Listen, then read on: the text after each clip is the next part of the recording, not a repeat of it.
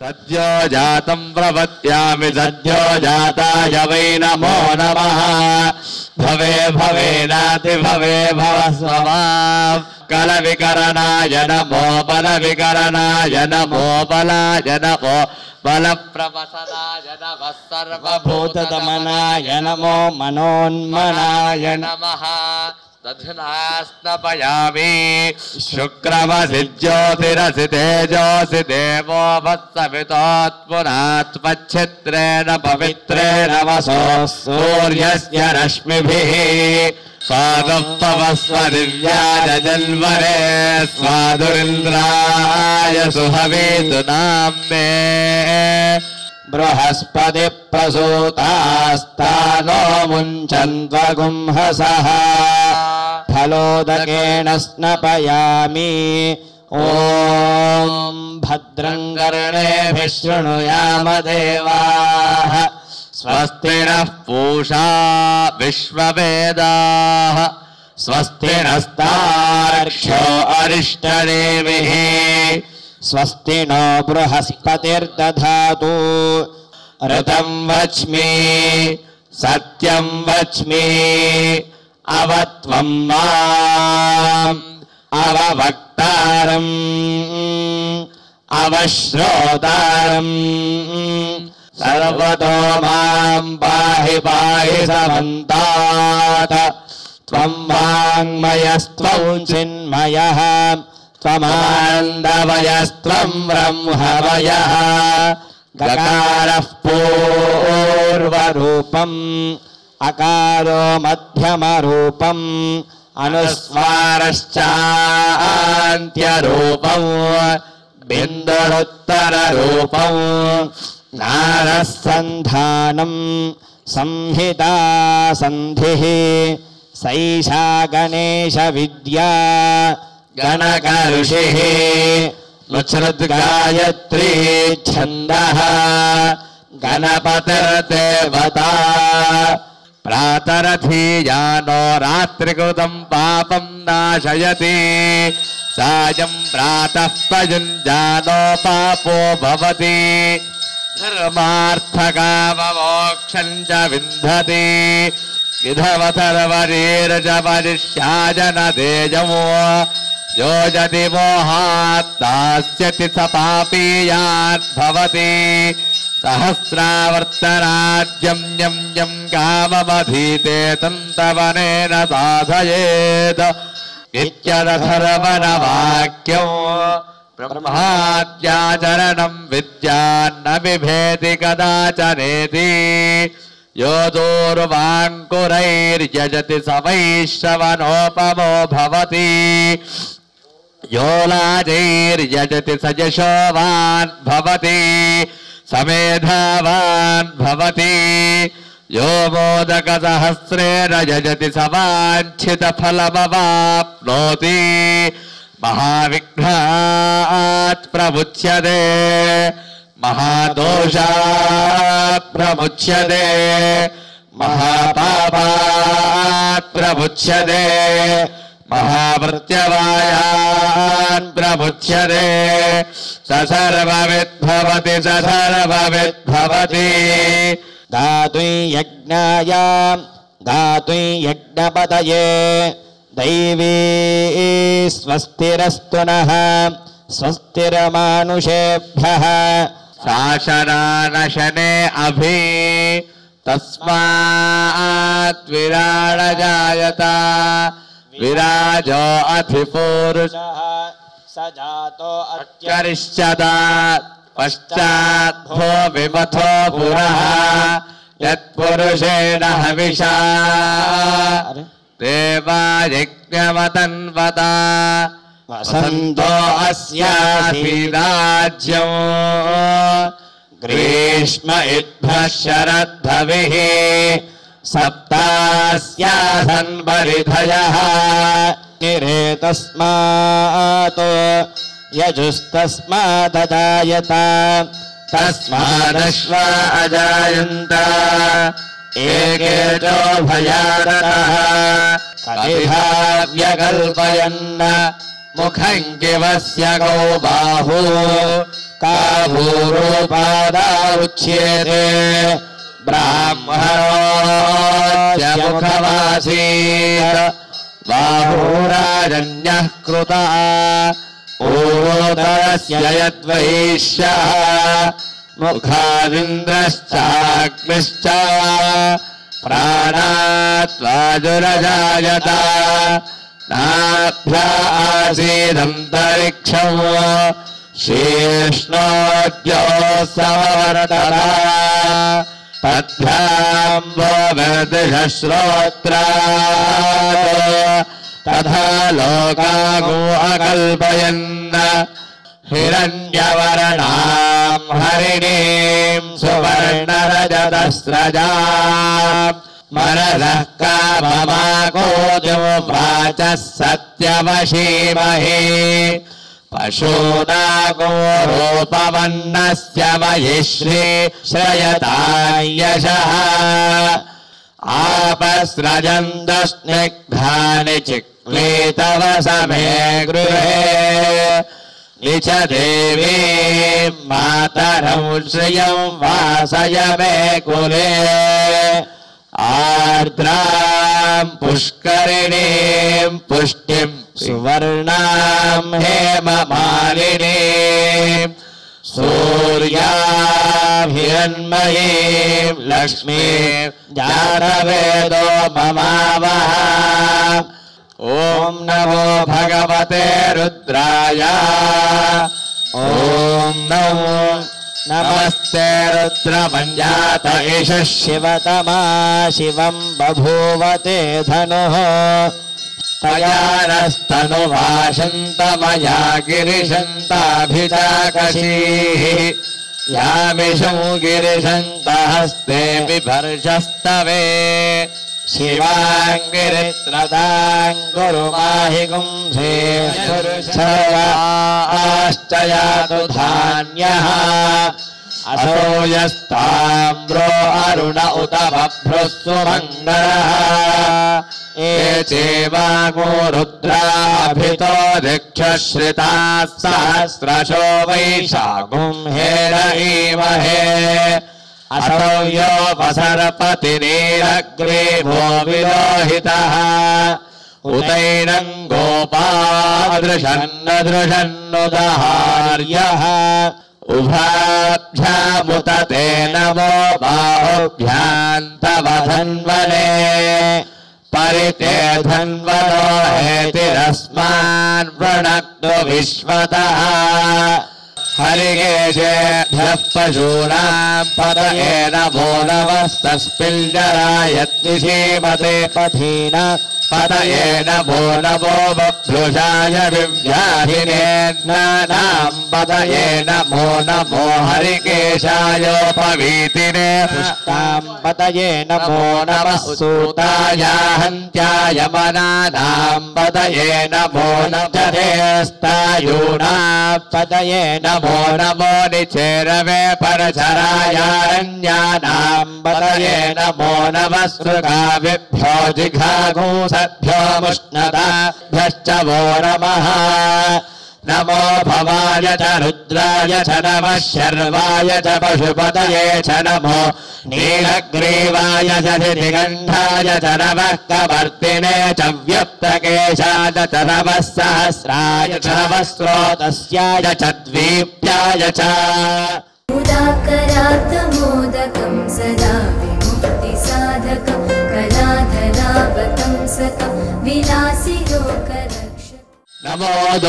दुभ्याय च हनन्याय च नमो धृष्णवे च प्रविरजाय च नमो धूताय च प्रहिताय च नमो निषङ्गिने चेजुधिमते च नमस्तीक्ष्णेशवे च युधिने च नमस्वायुधाय च सुधन्वने च नमः श्रुत्याय च वत्याय च नमः कात्याय च दीप्त्याय च नमः सूत्याय च सरस्याय च नमो नाद्याय च वैशन्ताय च नमः कोप्याय च वट्याय च नमो वर्ष्याय च वर्ष्याय च नमो मेघ्याय च नमो वृक्षेभ्यो हरिकेशेभ्यो नमस्ताराय नमः शम्भवे च मयो भवे च नमः शङ्करगुह्याय च नमस्तल्प्याय च गेह्याय च नमः काट्याय च वरेष्ठाय च नमो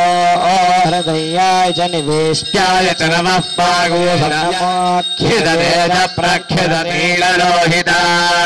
येषाम् पुरुषाणामेषाम् पशूनाम् माभेर्मा रोमो येषाम् किञ्चनामवतो या ते रुद्रशिवा तनो शिवा विश्वाहवेशजे रुद्रो नो मयस्कृधिक्षयद्वीराय नमसा विधेमते यच्छन्तयोश्च मनुरायजे पिता तदस्यामतव रुद्रप्रणीतौ मानो महान्तमुत मानो अर्भकम् मानवक्षन्तमुत मानवक्षितम् मानो वदेः पितरम् मोत मातरम् प्रियामानस्तनवो रुद्रे दिशा मानस्तोकेतन एमान आदिशिमानो गोषुमानो अश्वेषु रीरिषा वीरान् मानो रुद्रमाविथो वदीरविष्मन्तो नमसा विधेमते आरात्ते गोघ्नौतपूर्षघ्ने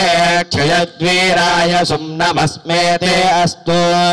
रक्षरिणो रुद्रस्य हेतुर्वृणग्नपरित्वेषस्य दुर्मतिरघायो अवस्थिरा भगवद्भस्तरश्वमेध्वस्तोकायतनयाय मृडया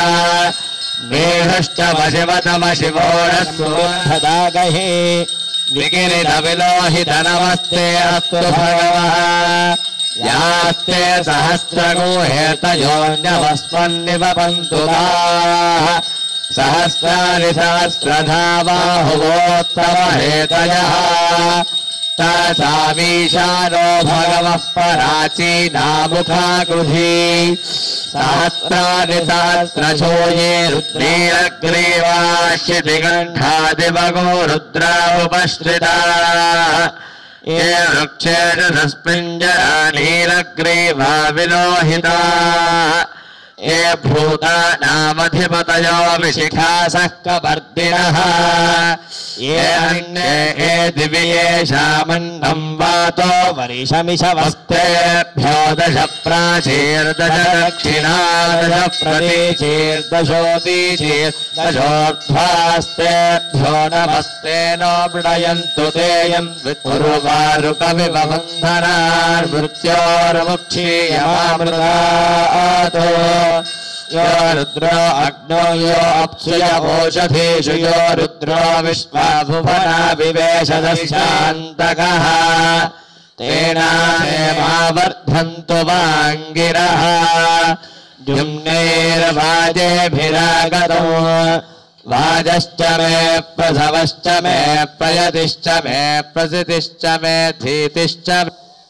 मे स्वरश्च मे श्लोकश्च मे श्रावश्च मे शुचिश्च मे ज्योतिश्च मे सुवश्च मे प्राणश्च मे पानश्च मे व्यानश्च मे सुच्च मे चित्तं च आधीतं च मे वाक् च मे मनश्च मे चक्षुश्च मे श्रोत्रं च मे दक्षश्च मे बलं च ओजश्च मे सहश्च आयुष्भश्च मे बर्हिश्च मे वेदिश्च मे धृष्टिजाश्च मे त्रिजश्च मे जमधाश्च मे ग्रावान् मे स्वरवश्च उपरवाश्च मे धिषवने च मे द्रोणगणशश्च मे वायुव्यानि च मे पूतवृक्ष आधवनीयश्च आग्नेयेद्धं च मे हविर्धानं च मे गृहाश्च मे सदश्च मे पुरोणाशाश्च मे पतदाश्च मे वधुराकारश्च मे अग्निश्च मे घर्मश्च मेऽर्कश्च मे सूर्यश्च मे प्राणश्च मे श्वमेधश्च मे पृथिवी च मे दिदिश्च मे दिदिश्च मे द्यौश्च मे शक्वरीरङ्गुलयो दिशश्च मे यज्ञेन कल्पन्तामृक्ष मे साम च मे स्तोमश्च मे यजुश्च मे दीक्षा च मे तपश्च मे ऋतुश्च मे व्रतञ्च मे होरात्रयोर्वृष्ट्या बृहत्रधन्तरे मे क्षत्रिगोषच्च मे चत्वारिगोषच्च मे चतुश्चत्वारिगोषच्च मे अष्टाचत्वारिगोषच्च मे वाजश्च प्रसवश्च क्रदश्च सुमतीं देवेभ्यो वाचमुत्यासगोजुश्रोधेन्या मनुष्येभ्यस्तं मा देवा अवन्तु शोभायै पितरो वदन्तु ॐ शान्ति शान्ति शान्तिः आभिर्गेर्भ्यो महि गोत्रारुजासि भोजट्टभाजो अथस्याम ब्रह्म प्रावादिष्पतन्नो माहासीत् भूतं वदिष्ये भुवनं वदिष्ये तेजो वदिष्ये यशो वदिष्ये तपो वदिष्ये ब्रह्म वदिष्ये सत्यं वदिष्ये तस्मा अहमिदमुपस्तरणमुषदुषमादित्य उदेतुणः निजं च वयं विस्मः प्रतिष्ठासि प्रतिष्ठावन्तो भूयास्मवाप्ततो नो देहि जीवसे ततो नो देहि भेषजौ ततो नो मह आवह वात आवातु भेषजौ प्रपद्य ॐ प्रपद्ये अन्तरिक्षम् उर्वन्तरं बृहदग्नयः पर्वताश्च यया वाचस्वस्त्य स्वस्तिमान्तया स्वस्त्या स्वस्ति मानसानि प्राणापौभगेभिः तन्नो मित्रो वरुणो मामहन्तामदितिः सिन्धुः पृथिवी उदद्योः गृहाचिदारुदेवसो अभिजुनः सखीनामभिता चरितॄणाम् शतं भवास्योतिभिः वजस्तु पर्णा उपसेदुरिन्द्रो प्रियणः ईशानां वार्याणां क्षयन्तीश्चर्षणीनाम् अपोयाचामि भेषजौ पृथिवी शान्तिरन्तरिक्षगो शान्तिर्ज्योः शान्तिरतिषः शान्तिरवान्तरदिशाः शान्तिरग्निः शान्तिर्वायुः शान्तिरादित्यः शान्तिश्चन्द्रमाः शान्तिर्नक्षत्राणि शान्तिरापयाः ॐ शान्त्या सर्वशान्त्या मह्यं द्विपदे चतुष्पदे च शान्तिं करोमि शान्तिरभयोरावृणीमहे गातु यज्ञाय गातु यज्ञपतये दैवी स्वस्तिरस्तु नः सह नो भुनक्तु सह वीर्यङ्करवावहै तेजस्विनावधीतमस्तु मा विद्विषावहै ॐ शान्ति शान्ति सम्ब्राह्मणावतु सानो हिगुमुते जातवेदो गावक्षं पुरुषं जगतो अभिप्रदग्न आगहि श्रिया मा परिपातया वरगत श्रीलक्ष्मी गणेश भगवान् की जय। मुदाकरात्मोदकं सदा विमुक्तिसाधकं कलाधरावतंसकं विलासिलोकरक्षकम् क्षमानेऽनं निदधाति अग्नर्णः पातु कुस्तिकाः नक्षत्रं देवमिन्द्रियौ इदवासामिदक्षणौ अविरासञ्जुहोतरा यस्य भवयोषानीति एकरा ब्रह्म उपारति एकदेव जमानाजुक्तेजो दधाति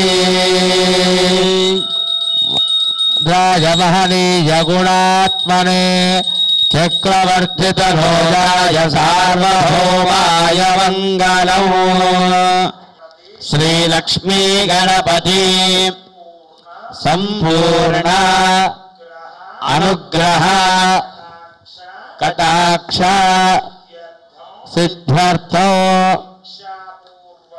दीक्षापूर्वक अभिषेचानन्तरे चतुरावर्तन तर्पणानन्तरे अष्टोत्तर शतनामार्चन पूजाम् अहं ब्राह्मणमुखेन करिष्ये। ओम विनायकाय नमः, ओम विघ्नराजाय नमः, गौरीपुत्राय नमः, गणेश्वराय नमः, गौरीतनुजाय नमः, शर्वरीप्रियाय नमः, सर्वात्मकाय नमः, सृष्टिकर्त्रे नमः, देवानीकार्चिताय नमः, शिवाय नमः, शुद्धाय नमः, बुद्धिप्रियाय नमः, शान्ताय नमः, ब्रह्मचारिणे नमः, गजाननाय नमः, वैमातुराय नमः, मुनिस्तुत्याय नमः, पाशाङ्कुशफलाय नमः, चण्डाय नमः, गुणातीताय नमः, निरञ्जनाय नमः, अकल्मषाय नमः, स्वयं सिद्धार्चितपदाय नमः, बीजपूरकाय नमः, अव्यक्ताय नमः, गविने नमः, वरदाय नमः, शाश्वताय नमः, कृतिने नमः, विद्वत्प्रियाय नमः, वीतवजाय नमः, चक्रिणे नमः, इक्षुजावतृणे नमः, अब्जोत्फलकराय नमः, श्रीशाय नमः, श्रीहेतवे नमः, स्तुतिहर्षिताय नमः, कलात्महृते नमः, यतिने नमः, चन्द्रचूडाय नमः, अमरेश्वराय नमः, नागयज्ञोपवीते नमः, श्रीकण्ठाय नमः, रामार्चितपदाय नमः, व्रतिने नमः, स्थूलकण्ठाय नमः, त्रयीकर्त्रे नमः, सामघोजप्रियाय नमः, पुरुषोत्तमाय नमः, तुलकतश्री गणाधिपतिदेवताभ्यो नमः। नानाविधपरिमलपत्रपुष्पाक्षतान् समर्पयामि। धोर्वदयोऽस्मान् धोर्वदितं धोर्वयं वयं धोर्वामः। परकलश्री लक्ष्मी गणाधिपतिदेवताभ्यो नमः। धियो यो नः प्रचोदयात् सत्यं वर्तेन वरिषिञ्चामि अमृतमस्तु अमृतोपस्तरणमते स्वाहा। ओम प्राणाय होरतरेभ्यः सर्वेभ्यः सर्वशर्वेभ्यो नमस्ते अस्तु रुद्ररूपेभ्यः। अभिभ्रदग्नागहि श्रिया मा परिपातया। मरकत श्रीलक्ष्मी गणाधिपतिदेवताभ्यो नमः। नीराजनानन्तरं शुद्ध आचमनीयं समर्पयामि नमस्करोमि। बोलो गजानन भगवान की जय। ओम धाता पुरस्ताद्यबुधाजहार शक्रः प्रविद्वान् प्रदिशश्चदस्त्रदिं विश्वस्यात्मेश्वरं शाश्वतं शिवमच्युतम् अनन्तमव्ययं कविगं समुद्रेऽन्तौ विश्वशम्भुवौ पद्मकोशप्रतीकाशगौ हृदयं चाप्यधोमुखौ अशोग्रभुग्विभयं तिष्ठन्नाहारमजरः कविः तिर्यगोर्ध्वमधश्यायैरश्मयस्तस्य सन्तता सन्तापयति स्वं देहमापातदलमस्तकः कुबेराय वैश्रवणाय महाराजाय नमः। ॐ तद्ब्रह्मा ॐ तद्वायुः तत्पुरोर्नमः। अन्तश्चरति भूतेषु गुहायां विश्वमूर्तिषु प्रचोदयात्। महादेव्यै च विद्महे विष्णुभक्त्यै च धीमहि तन्नो लक्ष्मीः प्रचोदयात्। हंसाय विद्महे परमहंसाय धीमहि तन्नो हंसः प्रचोदयात्। तस्य प्रकृतिलीनस्य यः परः स महेश्वरः। श्रीलक्ष्मी गणाधिपतिदेवताभ्यो नमः। वेदोक्त दिव्यसवर्णमन्त्रपुष्पाञ्जलिं समर्पयामि। यानि कानि च पापानि जन्मान् प्रकृतानि च तानि तानि प्रश्यन्ति प्रदक्षिणपदे पदे। पापोऽहं वा भर्माहं वा पात्मा भावसम्भवः त्राहि मां कृपयादेव शरणागतवत्सल अन्यथा शरणं नास्ति त्वमेव शरणं मम तस्मात् कारुण्यभावेन रक्ष रक्ष गणाधिपा। श्रीलक्ष्मी गणाधिपतिदेवताभ्यो नमः। अनक्षत्रय नमस्कारान् समर्पयामि। ओम अग्निमीले पुरोहितं यज्ञस्य देवभूत्वियो ओम इषेत्वोर्जेत्वा वायवस्थदेवो वत्सविता प्रापयतु श्रेष्ठराय कर्मण आप्यायध्वमग्भ्या देव भागमूर्धस्वदेव पयस्वदे प्रजापतिर्णमीवा अयक्ष्मावावस्थेन ईशदमाघजगुंसो रुद्रस्य हेतिः परिवो वृणक्तुध्रुवा अस्मिन् गोपदौ स्यात् बह्वीर्यजमानस्य पशून् पाहि। ओम स्वस्ति ఓం ఆనందో బ్రహ్మే దివ్యజానాత్ ఆనందాచ్చేవ ఖల్విమాని భూతాని జాయంతే ఆనందేన జాతాని జీవంతి ఆనందం ప్రయంత్యభిషం విశంతీతి సైషా భార్గవీ వారుణీ విద్యా పరమే వ్యోమన్ ప్రతిష్ఠితా య ఏవం వేద ప్రతిష్ఠతి అన్నవానన్నాదో భవతి మహాన్ భవతి ప్రజయా పశుభిర్బ్రహ్మవర్చసేన మహాన్ కీర్త్యా ఓం స్వస్తి అస్య దేవదేవోత్తమా యస్యత్ వృత్యా చ నామోక్ష్య తపక్ పూర్ణాం క్రియాం తిషుః యూనం తాం యాతి సద్యో వందేహి సితవర్చితం మంత్రహీనం క్రియాహీనం భక్తిహీనం గణాధిప యత్పూజితం మయా దేవ పరిపూర్ణం తదస్తు మే అనేన మరకత శ్రీలక్ష్మీ గణపతి ప్రీత్యర్థం దీక్షాధారణ పూర్వక అభిషేచన చతురావర్తన తర్పణానంతరే అష్టోత్తర శతనామార్చన పూర్వక మహానివేదన పూర్వక షోడశోపచార రాజోపచార పూజయా చ భగవాన్ సర్వం శ్రీ ఏతత్ఫలం మరకత శ్రీలక్ష్మీ గణపతి దేవత అర్పణమస్తు. దివ్యం ధామాశాస్తే విశ్వం ప్రియమాశాస్తే ఉభయజడోద్యావా పృథివీ అమూఢస్పాదాం యగదే వామస్యేదం చ నమో దేవేభ్యః. జయ పార్వతీ పతయే హర హర మహాదేవ. వరగద శ్రీ లక్ష్మీ గణేశ భగవానికి జై. मुदाकरात्मोदकं